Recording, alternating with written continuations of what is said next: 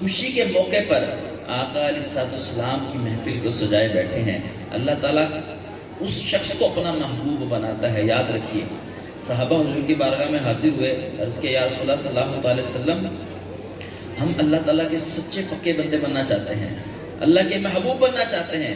تو اللہ تعالیٰ نے فوراً جبرائیل علیہ السلام کو آیت دے کر بھیج دیا، کہا کہ کہو ان سے، اے محبوب، قل ان کنتم تحبون اللہ فاتبعونی یحببکم اللہ، اے محبوب فرما دیجئے اگر تم اللہ تعالیٰ سے محبت کرنا چاہتے ہو تو میری اطاعت کرو، بدلے میں ملے گا کیا؟ تمہیں اللہ تعالیٰ اپنا محبوب بنا لے گا۔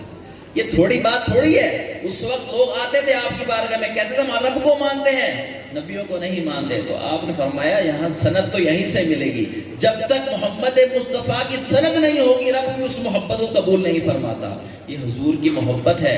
اور یاد رکھیے، خوشی کا موقع ہو یا غم کا موقع ہو، جو سچا پکا عاشق ہوتا ہے نا، وہ دونوں صورتوں میں سنت رسول کو پوری کرتا ہے۔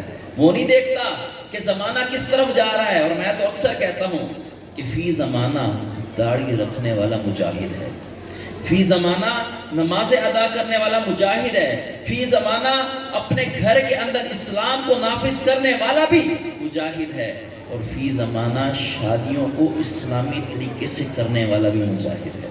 یہ چھوٹی بات نہیں ہے۔ ارے ہمارا تو رشتہ اللہ معاف کرے غموں میں اللہ رسول تک کا رہ گیا، جب خوشیوں کے موقع آتے ہیں تو ہم ڈول باجے اس کی طرف چل پڑتے ہیں۔ ارے کیا یہ عشق رسول ہے؟ کیا ہمارا صرف اللہ رسول کی ذات کے ساتھ تعلق صرف غموں کی حد تک ہے کہ جب غم آ گیا تو مولوی صاحب کو بلا لیجئے، بچوں کو بلا لیجئے، بھی ان سے فاتحہ